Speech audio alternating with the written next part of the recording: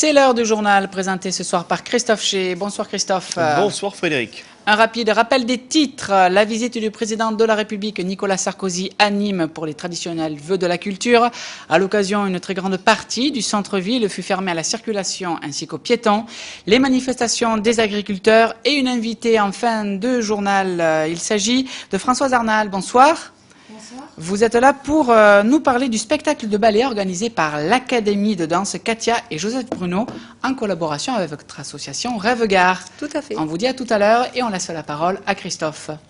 Bonsoir à toutes et à tous. Au cas où vous n'auriez pas été à Nîmes aujourd'hui, le président de la République Nicolas Sarkozy est venu faire une visite express d'1 heure dans la capitale gardoise pour présenter aux côtés du ministre Christine Albanel ses vœux au monde de la culture. C'est devant un parterre de 500 invités que le chef de l'État s'est exprimé dans le cadre d'un discours fleuve qui faisait suite à une visite au pas de course des collections de carrés d'art. Un premier coup d'œil sur cette visite éclair du président Sarkozy, dont le discours a été prononcé devant plusieurs personnalités de la culture régionale et que Pierre-Paul Castelli a rencontré. C'est bien pour des vœux à l'ensemble du monde culturel français que le président de la République, Nicolas Sarkozy, avait décidé de se rendre à Carré d'Art ce mardi. Une visite à Nîmes qui lui a permis de découvrir très rapidement les collections permanentes de ce musée dédié à l'art contemporain. L'assistance, quelques centaines d'invités, comprenait des figures de la vie culturelle nationale, mais aussi de la vie locale et régionale. C'est un bel honneur pour notre ville, parce que la culture est sans doute des choses qui m'intéressent en tout cas, et pour la société, un des vecteurs les plus porteurs. Parce qu'au bout du compte, les problèmes sociaux se résolvent aussi, et surtout, par une bonne vision culturelle, donc sociologique, donc prospective, des problèmes d'un pays. Cet espace est un petit peu plus menacé par à la fois les crises qui traversent le monde entier, et puis aussi peut-être par une place symbolique que la culture a sans doute perdue ces dernières décennies. Il faut faire autrement aujourd'hui, sans doute. Il faut faire de la culture, continuer à en faire, il faut toujours la protéger, mais peut-être aussi faut-il penser à la faire un peu autrement. Enfin, le président arrive. Dans son discours, un appel au dialogue, aux rencontres, il osera même le mot métissage, mais aussi un rappel des succès culturels français en 2008 et l'annonce d'une série d'engagements et de chantiers. 2008 aura été une excellente année pour la culture française. Pour la deuxième fois de notre histoire, le prix Pritzker est allé à un architecte français, Jean Nouvel, dont nous connaissons tous l'immense talent. 3 Oscars ont été décernés au cinéma français. C'est un film français qui a remporté, chère Christine, la Palme d'Or à Cannes. Et le prix Nobel de littérature a été attribué à Jean-Marie Leclésio. Je ne dis pas ça pour une espèce de cocorico nationaliste un peu étriqué. Mais enfin, on n'a pas eu tellement de bonnes nouvelles en 2008. Au moins saluons devant le monde de la culture les succès de la culture française. En 2009, je voudrais dire que du fait de la crise économique et financière, on doit, non seulement on ne doit pas en rabattre sur nos ambitions culturelles, mais au contraire, on doit, de la crise, faire une opportunité pour avoir d'autres ambitions. Un discours et puis s'en va. Après quelques courts échanges avec des personnalités venues tout exprès de Paris, Nicolas Sarkozy n'aura finalement pas croisé les manifestants et bien peu de Nîmois. Avant et après le discours, beaucoup d'attentes de la part des élus locaux, dont certains sont aussi des représentants du monde agricole. Nous y reviendrons tout à l'heure. Au cœur de Carré d'Art, Pierre-Paul Castelli a également rencontré d'autres personnalités du monde culturel, ainsi que le sénateur-maire de Nîmes, Jean-Paul Fournier, qui a profité de la venue nîmoise de Nicolas Sarkozy pour lui remettre son rapport sur la lutte contre les inondations. Des opinions diverses, des interrogations aussi sur le dispositif de sécurité et des acteurs locaux bien décidés à faire entendre leur voix. Je vous propose de les écouter. Et moi je suis catastrophé quand je vois en plus qu'on arrête les gens, on empêche les gens de travailler, on barrait à 100 mètres, ça suffisait, donc pour moi... c'est un coup de pub. Alors pourquoi on est là? Évidemment pourquoi on est là, parce que je crois que la motivation agricole est un premier chef. Quand on parle de l'aménagement du territoire, il ne faudrait pas qu'on oublie les agriculteurs. C'est 37 000 emplois sur ce département. C'est la raison pour laquelle nous sommes là aujourd'hui. Ce matin, je crois qu'il y a une motivation pour les jeunes agriculteurs de mettre le feu dans les fossés pour montrer qu'on est encore là, quoi. Nous, ce matin, on a distribué les briquets à tous les jeunes agriculteurs et maintenant, on attend de voir la fumée et que Nicolas Sarkozy voit que l'agriculture, c'est aussi de la culture. Alors Joël Vassan, dans quelques minutes, le président de la République va s'exprimer. Il est venu à Nîmes, est-ce qu'il va parler de la SMAC? J'espère, puisqu'il doit s'exprimer sur la culture. Et c'est en tant un petit peu que responsable de la culture à Nîmes Métropole que je suis là. Donc j'attends beaucoup, mais je ne sais pas quoi en fait. On va bien voir. C'est toujours la surprise.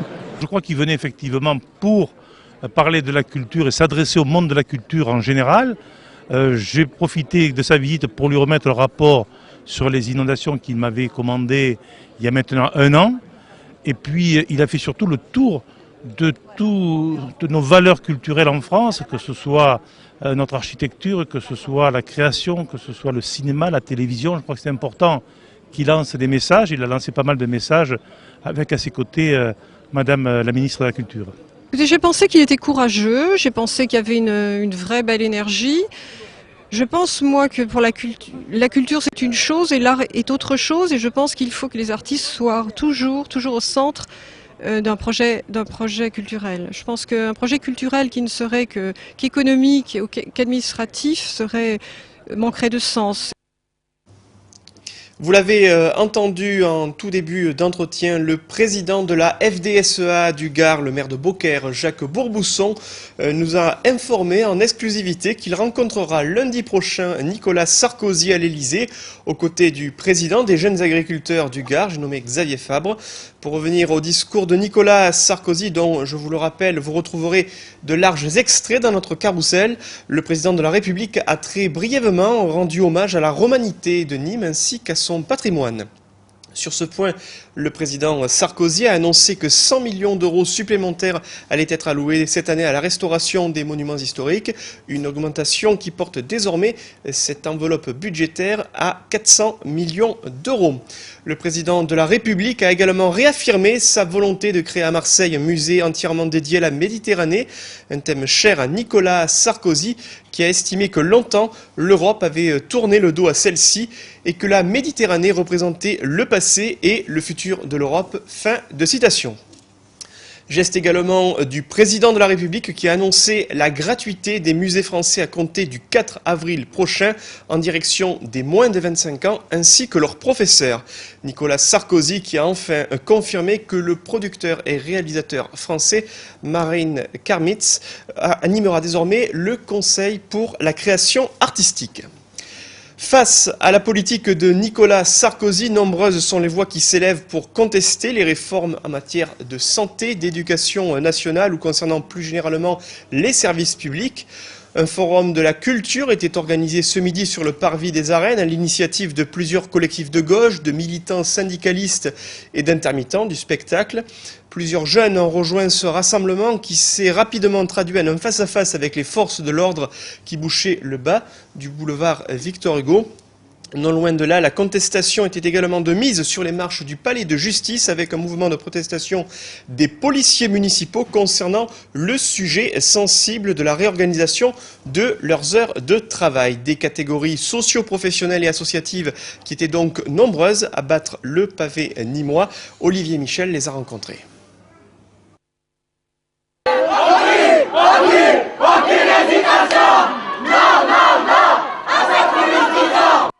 En marge de la visite de Nicolas Sarkozy, la manifestation a réuni quelques 500 personnes. Le rassemblement, initialement prévu à 11 h sur le parvis des Arènes, s'est transformé en face-à-face avec les forces de l'ordre qui bloquaient les manifestants à raisonnable distance du carré d'art au bas du boulevard Victor Hugo. Des manifestants d'horizons multiples venus dénoncer la politique présidentielle. Aujourd'hui, nous sommes là contre la politique de Sarkozy, pour le pouvoir d'achat, contre les inégalités. Déjà, on n'est pas content parce qu'il y a toujours 13 500 suppressions de postes qui sont prévues. Et on vient aussi parler de la réforme d'Arcos qui, malgré le report, il va y avoir des négociations, mais les premières négociations ont été un fiasco. On ne nous a pas écoutés, on a été muselés. Donc on vient aussi pour demander des négociations équitables et justes. Je voudrais simplement dire que le conseil municipal des jeunes a été refusé, qu'ils n'ont pas voulu nous faire rentrer. Parmi les revendications, certaines avaient directement trait avec les vœux du président, axés à Nîmes sur la culture. Je suis au RMI et que l'association qui s'occupait de moi en tant qu'artiste vient de bléguer tout simplement. Elle n'existe plus. Voilà. En archéologie préventive, on rencontre chaque année des problèmes de budget. Ça risque de cautionner certaines des prescriptions de fouilles, c'est-à-dire certaines destructions de sites archéologiques. Les foyers ruraux qui créent des festivals, qui animent tout au long de l'année des ateliers avec les enfants, avec les adultes aussi. Voilà, et ça c'est menacé. Pourquoi? Parce qu'il y a une réduction budgétaire au niveau national. Et là, je suis là comme intermittent du spectacle, mais qui est aussi solidaire avec les jeunes dans les lycées. Et je crois que toute la gauche doit se réunir pour le faire tomber, ce petit roi. À quelques pas de là, devant le tribunal, les policiers municipaux nîmois se sont, eux, symboliquement enchaînés.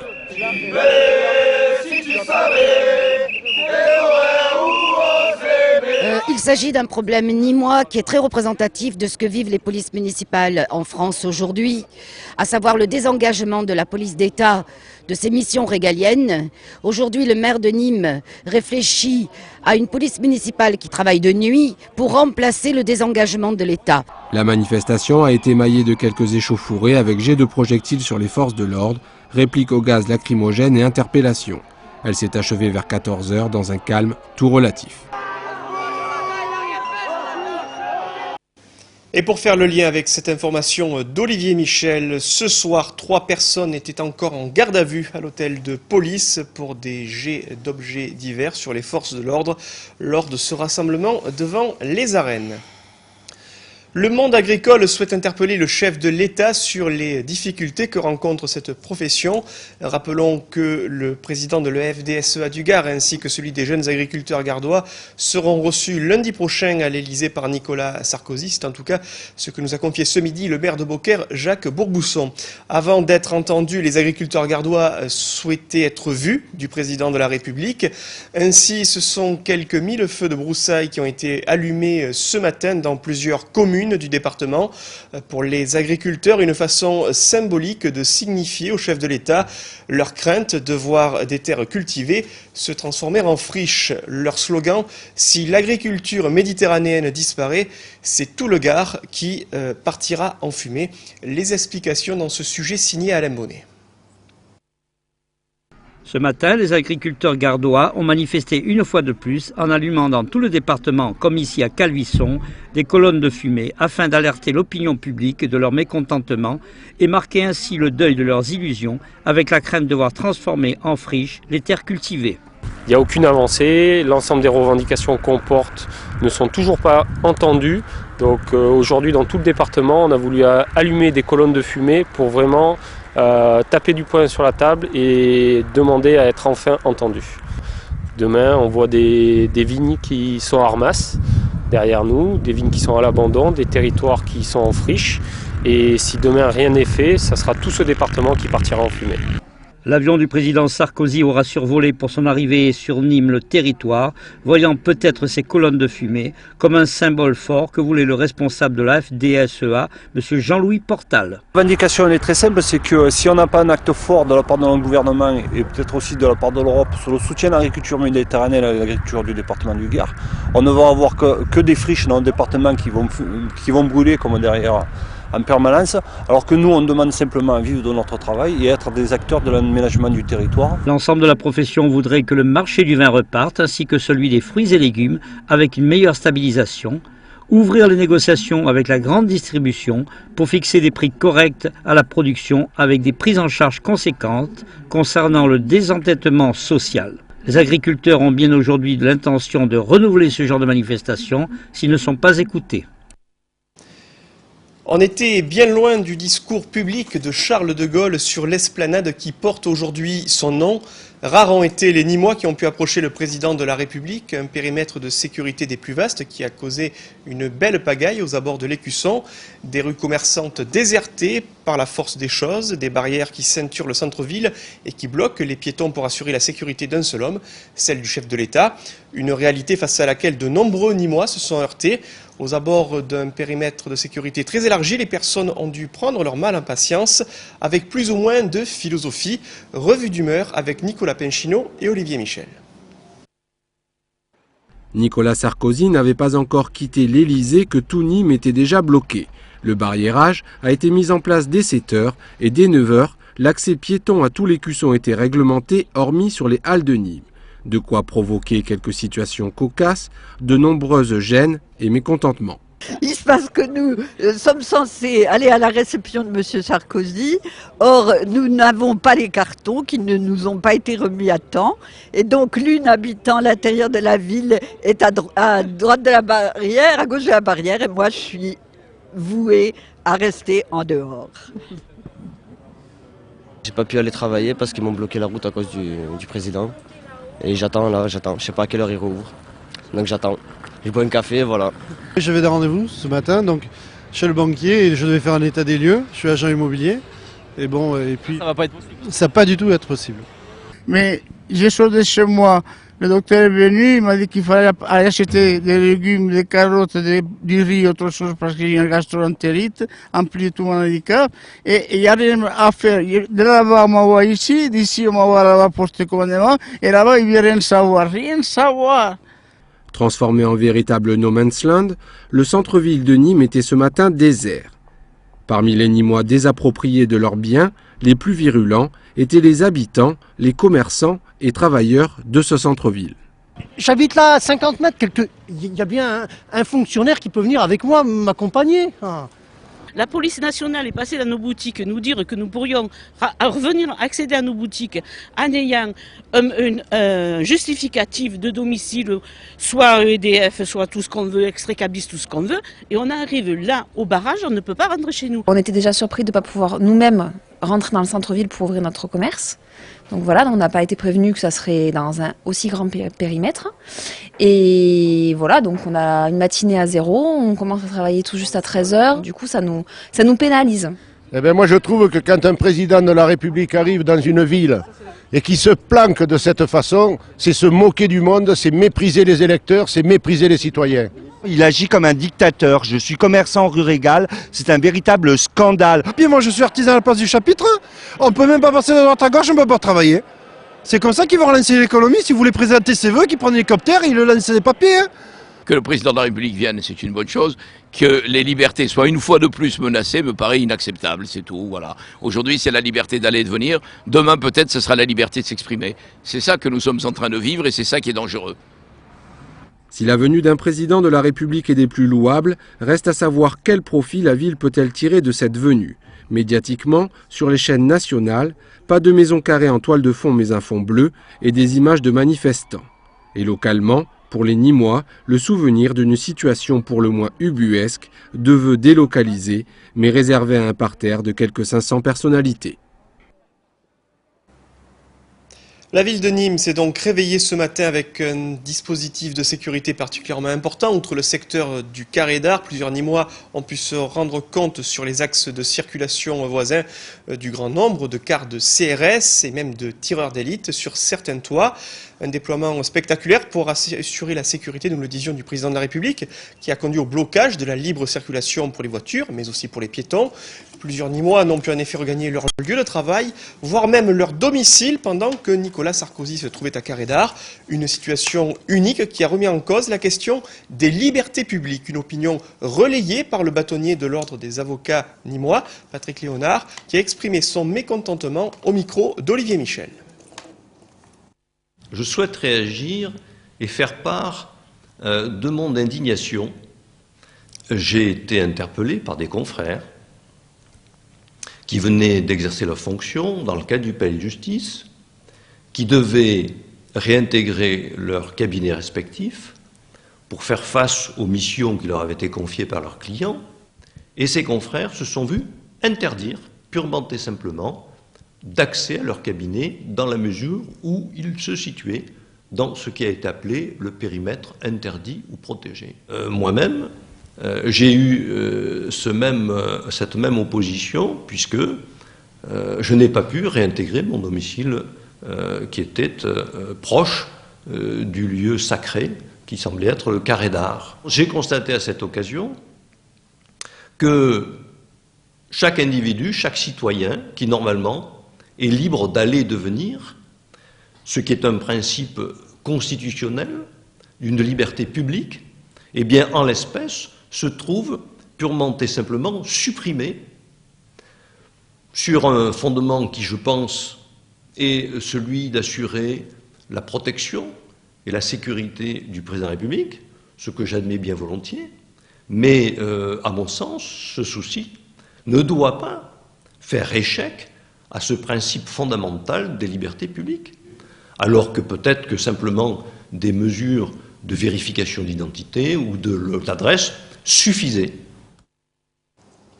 Patrick Léonard, donc au micro d'Olivier Michel, qui compte par ailleurs envoyer un courrier au préfet du Gard, Dominique Bellion, pour lui faire part de son mécontentement, comme vous avez pu l'entendre. Et Nicolas Sarkozy qui poursuivra demain mercredi son marathon des vœux décentralisés. Le président de la République sera demain à Orléans, dans le Loiret, où il présentera ses vœux, curiosité des faits, aux acteurs de la sécurité.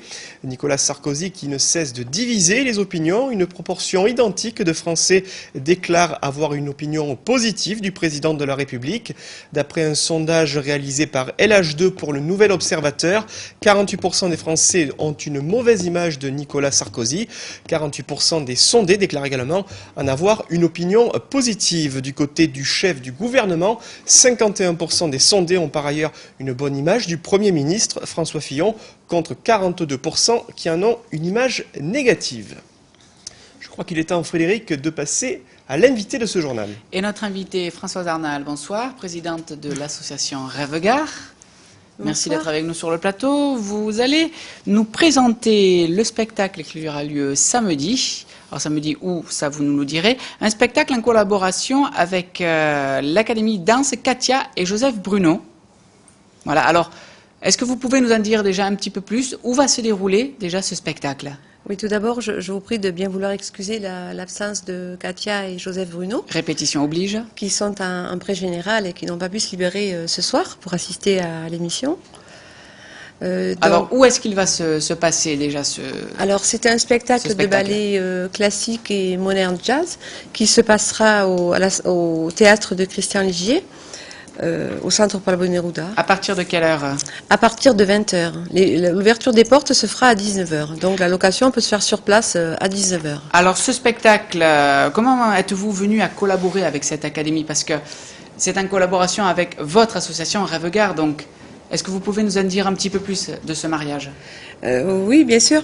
En fait, j'ai une amie dont la fille danse depuis sa plus tendre enfance à l'académie de danse de Katia et Joseph Bruno. Et en bavardant, l'idée nous est venue de pouvoir associer les ballets de danse et aussi un parrainage pour un enfant dont la grand-mère travaille à Carrémo. Donc quel est l'objectif finalement de cette association entre Rêve Gard et Katia et Joseph Bruno? L'objectif, c'est de parrainer le rêve d'un enfant malade. Donc de récolter des fonds. À cœur, ça se sent. Hein. Ça me tient à cœur, d'autant que c'est quelque chose qu'il faut faire rapidement. Donc forcément, en trouvant les fonds, le parrainage se fait d'une manière très rapide et cet enfant va pouvoir réaliser son rêve d'ici le printemps. D'accord. Vous pouvez peut-être nous dire d'autres informations? Est-ce qu'il faut réserver pour assister à ce spectacle? Est-ce que c'est nécessaire ou pas? La location a déjà commencé donc à l'Académie de danse au 25 rue Notre-Dame. Vous pouvez téléphoner au 04 66 36 21 98, sauf le jeudi. Et sinon, sur place, à partir de 19h au centre Pablo Neruda, la salle Christian Ligier, la location sera sur place à partir de 19h puisque le spectacle commence à 20h. Merci infiniment, c'est très rapide, c'est le journal, on est un petit peu en retard. Merci à vous. On vous souhaite un grand succès. Ben, Et puis à j'espère très que bientôt, oui, effectivement, que beaucoup de personnes seront intéressées parce que c'est un spectacle de qualité, puisque Katia et Joseph Bruno sont des danseurs hors pair, et où il y a beaucoup de rigueur, et c'est un très beau spectacle. Et puis peut-être que l'association tiendra un stand aussi le soir même du spectacle, Tout à fait. histoire de mieux communiquer Oui, sur ces différentes tout à actions. fait, tout à fait. Comme d'habitude, chaque fois qu'il y a une manifestation, Rêve-Gare a un stand pour communiquer autour de nos actions et faire connaître aussi le but et pourquoi pas de nouveaux adhérents et de nouveaux bénévoles, puisqu'on a toujours besoin de personnes pour nous aider, bien sûr. Finalement, continuer à tisser des liens, Frédéric. Voilà, exactement. On vous souhaite un grand succès. On rappelle Merci. les dates samedi 17 à partir de 20h au théâtre Christian Liger à Nîmes. Bon succès à vous. Christophe, d'autres Merci. informations avant de refermer cette édition? C'est tout pour l'information de ce soir, Frédéric. Merci beaucoup. Dans quelques secondes, le carrousel, 21h, Croco Hebdo, avec comme invité. Alors, comme invité ce soir, Frédéric, eh bien, nous recevons l'un des joueurs du Nîmes Olympique, en la personne de Saad Ichalalen, à partir de 21h. Au programme, l'analyse du match du Nîmes Olympique contre Vannes, et puis la préparation de la prochaine rencontre au Costières. Ce sera face aux Sangliers Ardennais de Sedan. Autre information sur un discours, apparemment, que l'on me dit derrière la caméra. Non, on n'arrive pas à te comprendre, Pierre-Paul. C'est ça le direct, c'est les adultes. Ah ben voilà, le discours de Sarkozy au carrousel, ça y est, il fallait le marquer, c'est tout. Que nous avions annoncé en début de journal. On le rappelle, à 20h, donc les plus larges extraits donc, de ce discours du président de la République aujourd'hui à Nîmes, lors de ses vœux au monde de la culture. Voilà, merci de votre fidélité, passez une excellente soirée en notre compagnie et à demain, au revoir.